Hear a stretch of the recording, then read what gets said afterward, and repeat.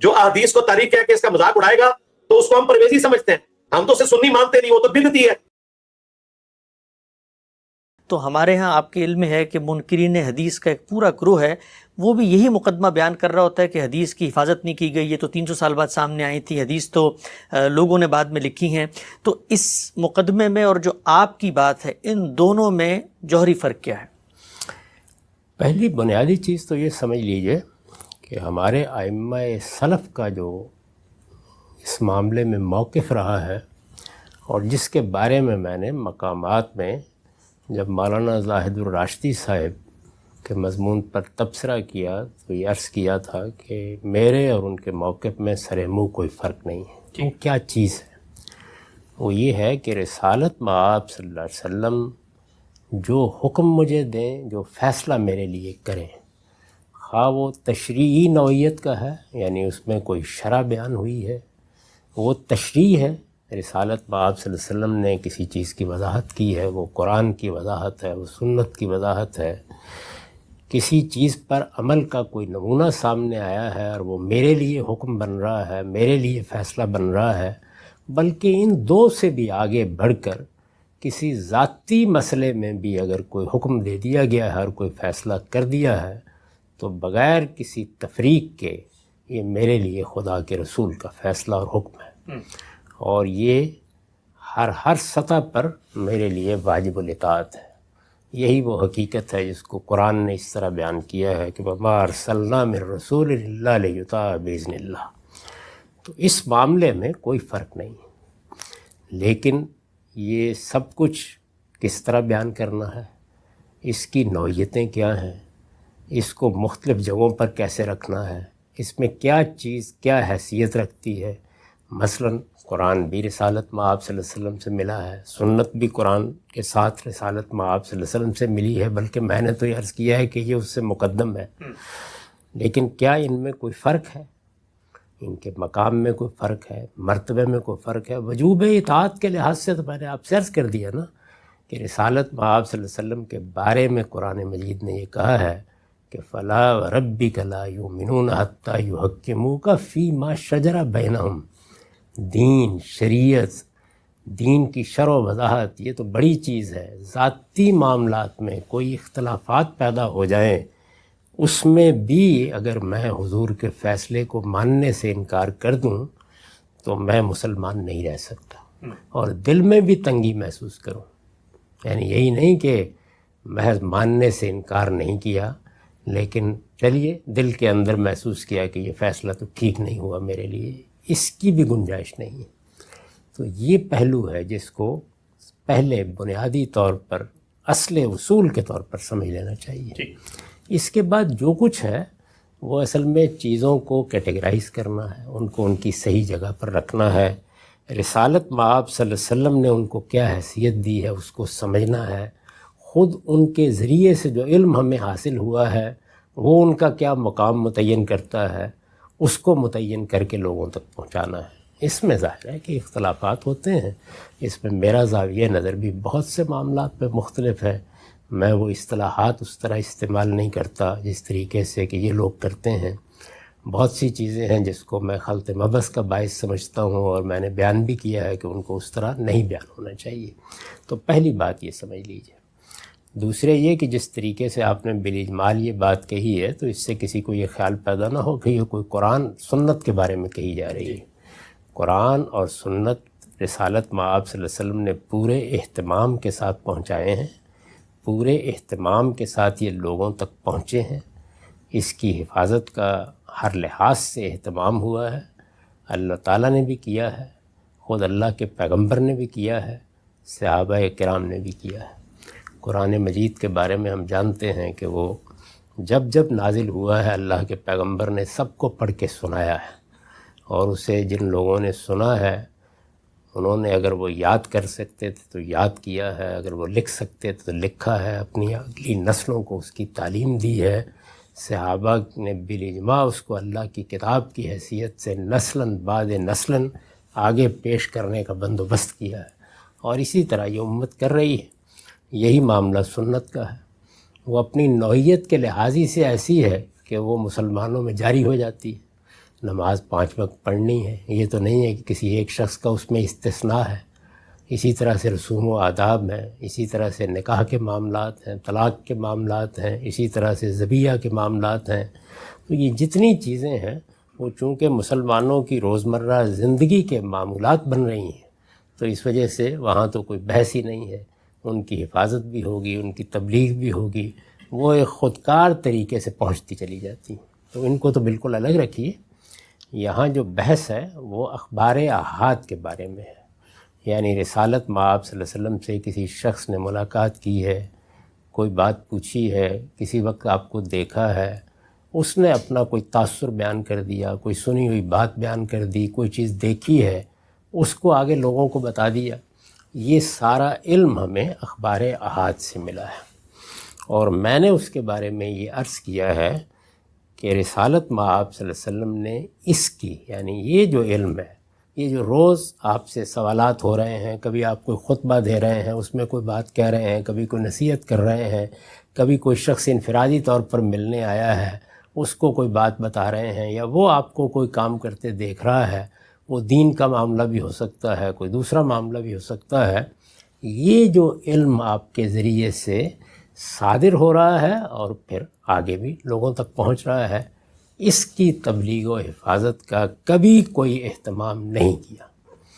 یہ ایک امر واقعی کا بیان ہے، یعنی یہ میں نے کوئی استنباط نہیں کیا، یہ قرآن کی کسی آیت کا فہم نہیں ہے، یہ کسی حدیث کا فہم نہیں، ایک امر واقعی کا بیان ہے، نہیں کیا۔ میں نے یہ بتایا ہے کہ کیوں نہیں کیا، یعنی یہ بات تو جیسے کہ میں نے لکھا ہے ایک ناقابل تردید حقیقت ہے، اس لیے کہ اس کے اہتمام کی صورت یہ ہو سکتی تھی کہ رسول اللہ صلی اللہ علیہ وسلم بار بار صحابہ سے یہ کہتے کہ جو شخص بھی مجھ سے کوئی بات سنتا ہے یا دیکھتا ہے یا مجھ سے کوئی سوال کرتا ہے اور میں اس کا جواب دیتا ہوں، تو یہ اس کی ذمہ داری ہے کہ وہ مجھ سے کوئی بات سنے یا دیکھے تو جا کے سب لوگوں کو بتائے۔ چلیے یہ نہ صحیح، جس سے ملے اس کو لازماً بتائے، جو چیز اس کے پاس ہے وہ آگے اس کو پہنچانی ہے۔ یہ رسالت مآب صلی اللہ علیہ وسلم بار بار فرماتے، اس لیے کہ یہ واقعات روز پیش آنے تھے، کبھی کسی بدو نے آ کے بات کرنی تھی، کبھی کسی صحابی نے پوچھنا تھا، کسی نے انفرادی ملاقات کرنی تھی، کسی نے تخلیہ میں کوئی ہدایت سننی تھی، گھر والوں کو بھی بہت سی باتیں معلوم ہونی تھیں۔ تو جب تک اس کے بارے میں اس اہتمام کے ساتھ نہ کہا جاتا، نہ حفاظت ہو سکتی تھی، نہ تبلیغ ہو سکتی تھی۔ اس پر میں نے مزید یہ جملہ لکھا ہے کہ حضور نے اس طرح کے معاملات کو لوگوں کی ثوابدید پر چھوڑ دیا، چاہیں تو آگے پہنچا دیں، چاہیں تو نہ پہنچائیں۔ یہ ایک امر واقعی کا بیان ہے، اور امر واقعی یہ پہلا مقدمہ ہوتا ہے، اس لیے اس کو تو امر واقعی کی بنیاد پر ہی کوئی آدمی چیلنج کرے گا اور یہ کہے گا کہ یہ صحیح نہیں ہے۔ رسالت مآب صلی اللہ علیہ وسلم نے یہ نہیں کیا۔ میں یہ جسارت کیسے کر سکتا ہوں کہ میں آپ کو یہ تجویز کروں کہ چونکہ آپ کی تشریح کی یہ اور یہ حیثیت ہے تو آپ یہ حفاظت فرمائیے اور آپ یہ تبلیغ کیجیے۔ یہ میرا کام نہیں، میرا کام جو کچھ حضور سے صادر ہوتا ہے اس کو ایک امر واقعی کے طور پر لینا ہے۔ قرآن دیا، میں کہوں گا بصر و چشم، سنت جاری کی گئی، میں یہ کہوں گا کہ میرے لیے سعادت۔ اسی طرح سے اگر ایسی کوئی چیز میرے سامنے آئے گی جو اخبار احاد سے منتقل ہوئی ہے، تو اگر اس میں میرے لیے کوئی حکم ہے، کوئی فیصلہ ہے تو سر تسلیم خم، لیکن یہ میں پلٹ کے رسالت مآب صلی اللہ علیہ وسلم کو کیسے کہہ سکتا ہوں؟ یہ میرا مقام نہیں ہے، میری حیثیت نہیں ہے۔ میرا کام یہ ہے کہ جو کچھ رسالت مآب صلی اللہ علیہ وسلم نے دیا ہے وہ جس حیثیت سے دیا ہے پہلے اس کو سمجھوں، وہ جس حیثیت سے دیا ہے بین ہی بے کم و کاست اسی حیثیت سے اس کو لوں، بین ہی بے کم و کاست اسی طرح لوگوں کے سامنے رکھ دوں۔ نہ میرا کام اس میں کوئی رد و بدل کرنا ہے، نہ میرا کام اپنے منطقی استدلالات کی بنیاد پر اس کے بارے میں کوئی مقدمات قائم کرنا ہے۔ یہاں تو جو کچھ مجھے ملے گا میں وہ لوں گا۔ اب اس سے آگے کیا ہے مجھے اس کو سمجھنا ہے، اور اس کے بارے میں اس سوال پر غور کرنا ہے کہ اس میں اگر کوئی فرق کیا گیا ہے تو اس کی وجہ کیا ہے۔ تو میں نے اس جملے کے بعد وہ نتیجہ بیان کیا ہے، یعنی وجہ بتائی ہے کہ کیوں رسالت میں آپ صلی اللہ علیہ وسلم نے اس کی تبلیغ و حفاظت کی کوئی ضرورت نہیں محسوس کی، تو میں نے یہ کہا کہ اس لیے کہ یہ تفہیم و تبیین تھی، اس لیے کہ یہ اسی قرآن و سنت کے اندر اگر کوئی حکم تھا تو اس پر عمل کا نمونہ تھا، اور یہ اگر فرض کر لیجئے ضائع بھی ہو جائے تو اس سے دین میں کوئی کمی ہونی تھی نہ کوئی بیشی ہونی تھی، نہ کسی عقیدے کا اضافہ ہونا تھا نہ کسی عمل کا اضافہ ہونا تھا۔ تو رسالت میں آپ صلی اللہ علیہ وسلم پوری طرح مطمئن تھے کہ میرے صحابہ اگر اس علم کو علم کی حیثیت سے چاہیں گے تو منتقل کر دیں گے، نہیں کریں گے تو میں جس دین کو لوگوں تک پہنچانے کے لیے مامور ہوں وہ پہنچ گیا، وہ قرآن اور سنت میں ہے۔ تو میں نے یہ اس کی وجہ بیان کی ہے، یعنی کیوں ایسا نہیں کیا۔ تو میری جورسڈکشن یہی ہے، یعنی میں جو کچھ مجھے ملے گا ایک امر واقعی کے طور پر اس کو لوں گا، اور جب لے لوں گا تو پھر سمجھوں گا، سمجھنے کا عمل یہ تو مجھے کرنا ہے، لیکن میں اپنی طرف سے پلٹ کر یہ تجویز کروں کہ فلاں معاملے میں پھر یہ ہونا چاہیے تھا، یہ میری جگہ نہیں، میری حیثیت نہیں، اور ایک دین کے طالب علم کی حیثیت سے بلکہ حضور کے ایک ماننے والے کی حیثیت سے میں اس کی جسارت نہیں کر سکتا۔ ٹھیک، صرف مختصر سوال 2 منٹ ہے ہمارے پاس، یہ بیان فرمائیے کہ یہ جو کچھ شرح و وضاحت ہے، تفہیم و تبیین ہے، اسوہ حسنہ ہے، یہ تو آپ مانتے ہیں کہ یہ رسول اللہ صلی اللہ علیہ وسلم نے محمد بن عبداللہ کی حیثیت میں نہیں بلکہ اللہ کے پیغمبر، اللہ کے رسول کی حیثیت میں دیا، ظاہری بات ہے اس کو پھر اللہ کی تائید اور تصویب بھی حاصل ہوئی، آپ کو کسی غلط اجتہاد پہ بھی قائم نہیں رہنے دیا جاتا۔ سوال یہ کیا جاتا ہے کہ اگر یہ ان کی شارع کی حیثیت تھی، تشریح حیثیت تھی، تو اسی حیثیت میں تو قرآن بھی دیا، اسی حیثیت میں تو انہوں نے سنت بھی جاری فرمائی، تو ایک دین کا شارع کیوں نہیں اس کا اہتمام کرے گا کہ اگر اس کو اللہ کی طرف سے ایک بات پہنچ رہی ہے، اس کی تائید ہے، تو وہ اس کی حفاظت، اس کی تبلیغ، اس کی اشاعت کا اہتمام نہ کرے؟ اسی کا جواب میں نے دیا، اس لیے کہ اس کو پورا اطمینان ہے کہ یہ چیز استنباط کی نوعیت کی ہے، اجتہادی اطلاقات کی نوعیت کی ہے، متن موجود ہے اس کی شرح کی نوعیت کی ہے، تو ان کو پورا اطمینان ہے صلی اللہ علیہ وسلم کہ میری امت میں ایسے لوگ پیدا ہوں گے جو یہ کام کر لیں گے اگر کوئی چیز ان تک نہیں پہنچے گی۔ البتہ جو کچھ پہنچا ہے اس سے ہمیں بہت کچھ مل گیا، اس سے تربیت ملی، اس سے اس کام کو کرنے کا حوصلہ ملا، اس سے اس کے اصول ملے، تو بہت بڑی علمی نعمت ہے۔ یہ رسالت مآب صلی اللہ علیہ وسلم کا علم ہے، آپ جس چیز کے لیے مامور تھے کہ اس کی تبلیغ بھی کریں، اس کی حفاظت بھی کریں، وہ کیا تھے؟ وہ اللہ کا پیغام تھا، اور وہ پیغام ہے قرآن میں اور سنت میں۔ یہ چونکہ اس کی شرح ہے، اس کی وضاحت ہے، اس کی تفہیم ہے، اس کی تبیین ہے، اس میں کوئی نئی چیز نہیں ہے، اس لیے اس میں اس اہتمام کی ضرورت نہیں تھی۔ یہ میں یہ کہہ رہا ہوں کہ یہ وجہ میں بتا رہا ہوں، یہ تو امر واقع ہے۔ امر واقعہ تو یہی، تو ایک امر واقعی کو تبدیل کرنا، امر واقعی کے بارے میں یہ سوال کرنا، میں نے بہت ادب کے ساتھ عرض کیا، یہ میری حیثیت نہیں، میرا کام یہ ہے کہ جو کچھ مجھے ملا ہے وہ پہلے ایک امر واقعی کی حیثیت سے مانوں، یعنی اگر وہ امر واقعی کی حیثیت سے نہیں ہے تو پھر تو میں نہیں مانوں گا نا۔ جب مجھے معلوم ہے کہ واقعہ ایسا ہی ہوا ہے، حضور نے یہی کیا ہے، قرآن کے بارے میں یہ کیا ہے، سنت کے بارے میں یہ کیا ہے، ان کے بارے میں یہ کیا ہے، تو اس امر واقعی کو مان کر اب مجھے بتانا ہے کہ فلاں معاملے میں یہ کیوں نہیں کیا۔ بعض لوگوں کا یہ بھی کہنا ہے کہ یہ بات تو ہم مان لیتے ہیں کہ رسول اللہ صلی اللہ علیہ وسلم نے یہ اہتمام نہیں کیا، لیکن یہ کیوں نہیں کہا جا سکتا کہ اللہ تعالیٰ نے اس کا ایک غیر معمولی اہتمام کیا جس کے نتیجے میں یہ حدیثیں ہم تک پہنچ گئیں۔ قرآن مجید کی ایک آیت ذکر کی جاتی ہے اور اس کا مصداق اور مفہوم حدیث کو قرار دیا جاتا ہے، اور کہا جاتا ہے کہ اللہ تعالیٰ نے خود کہا ہے کہ ہم نے یہ ذکر نازل کیا ہے اور ہم ہی اس کی حفاظت کریں گے۔ قرآن کا یہ استدلال ہے، اور ایک روایت بیان کی جاتی ہے کہ سیدنا ابو ہریرہ ہیں جنہوں نے سب سے زیادہ روایتیں بیان کی ہیں۔ وہ ایک دن مسجد میں بیٹھے تھے، رسول اللہ صلی اللہ علیہ وسلم آئے، انہوں نے درخواست کی کہ آپ یہ دعا فرمائیں کہ مجھے ایسا علم ملے کہ جو میں کبھی نہ بھولوں۔ رسول اللہ صلی اللہ علیہ وسلم نے اس پہ آمین کہا۔ تو یہ کیوں نہیں کہا جا سکتا کہ پھر جو روایتیں انہوں نے بیان کی ان کو ایک طرح کی حفاظت حاصل ہو گئی تھی، اور محدثین کا یہ پورا سلسلہ بھی اللہ تعالیٰ ہی کی طرف سے گویا ایک طریقے سے سامنے آیا، جنہوں نے صحیح اور غلط روایتوں کو الگ کر کے مرتب انداز میں رسول اللہ صلی اللہ علیہ وسلم کی باتیں ہم تک پہنچا دی ہیں۔ تو اہتمام رسول اللہ نے نہیں کیا، لیکن یہ کیوں نہیں مانا جا سکتا کہ اہتمام اللہ تعالیٰ نے کر دی؟ اس میں دو چیزیں، پہلی چیز تو قرآن کی آیت ہے،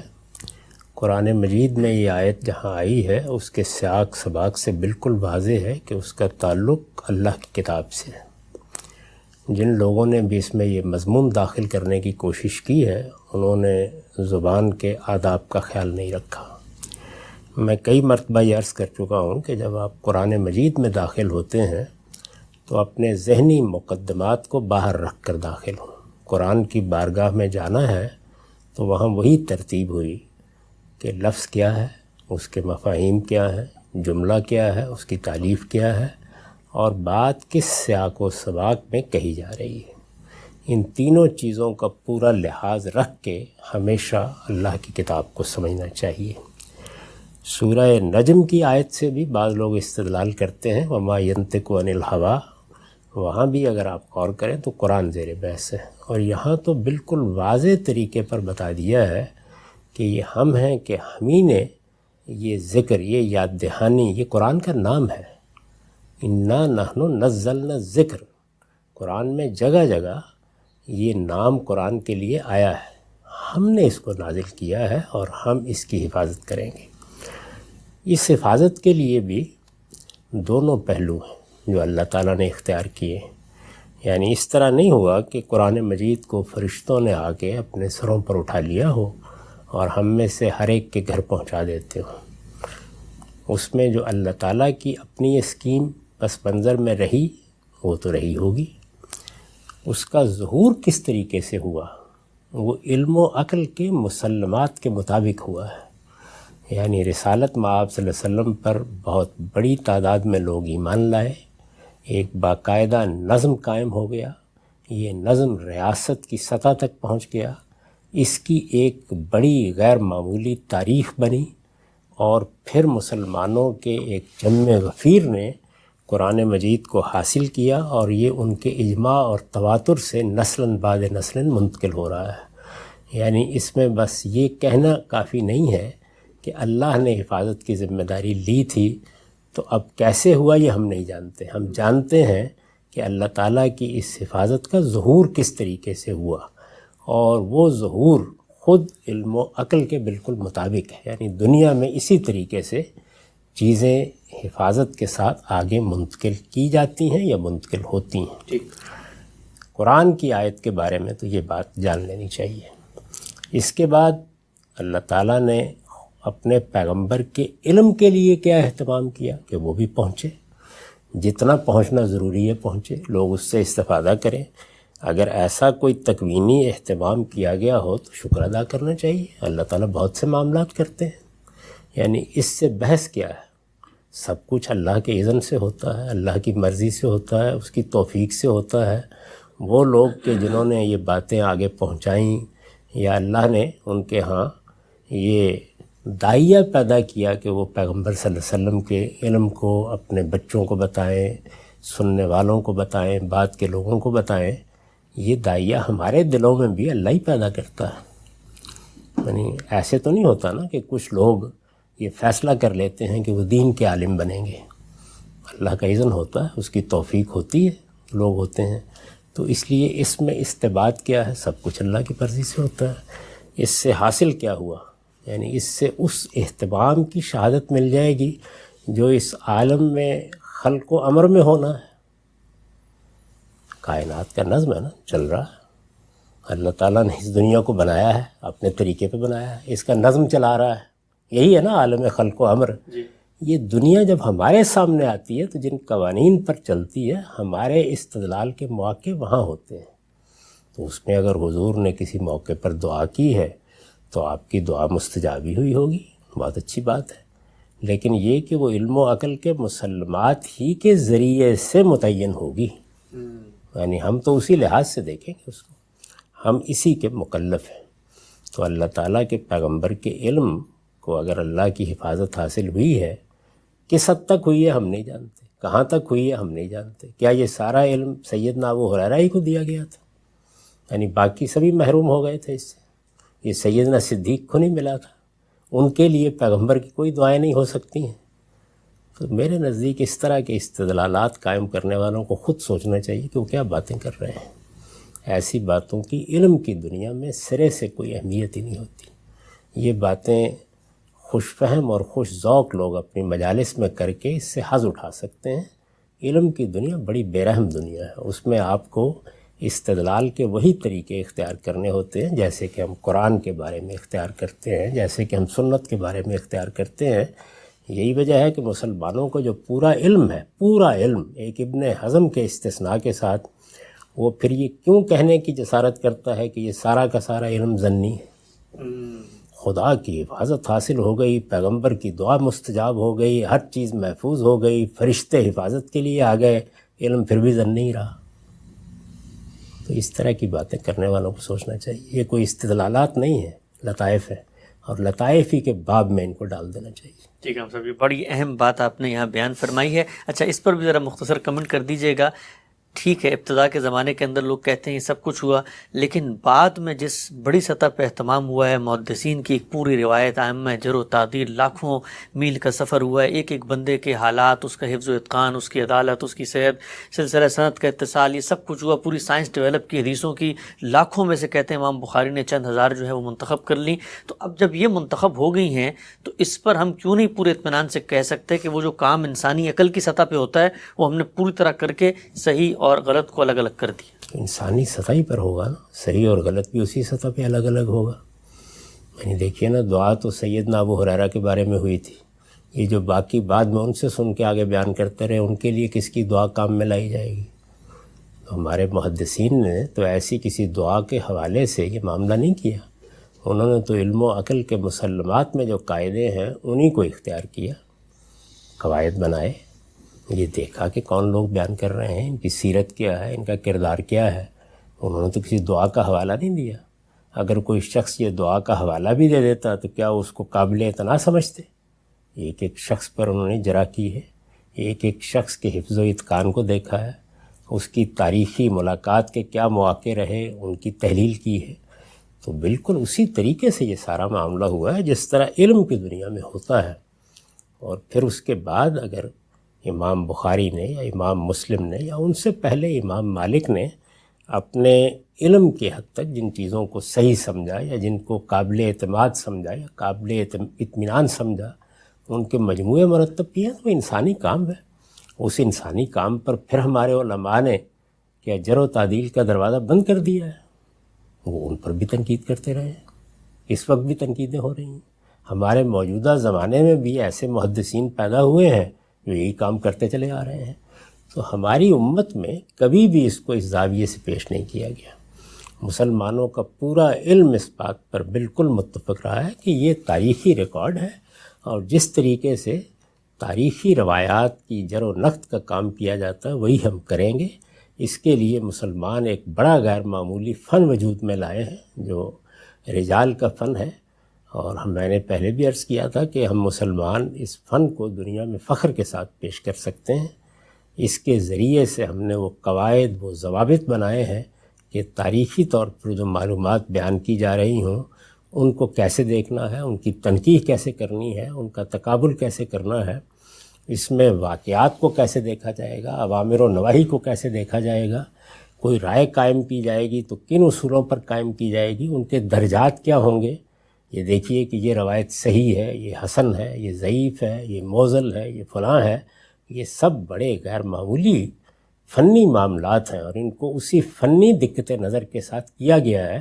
ان کے پیچھے کبھی کوئی تکوینی معاملات اس طرح سامنے رکھ کر نہ خواب بیان کیے گئے ہیں, اور نہ اس طرح کے معاملات کی بنیاد پر کبھی استدلال کی بنیادیں قائم کی گئیں. ٹھیک ہے, سبھی نقطہ آپ نے واضح فرمایا. ایک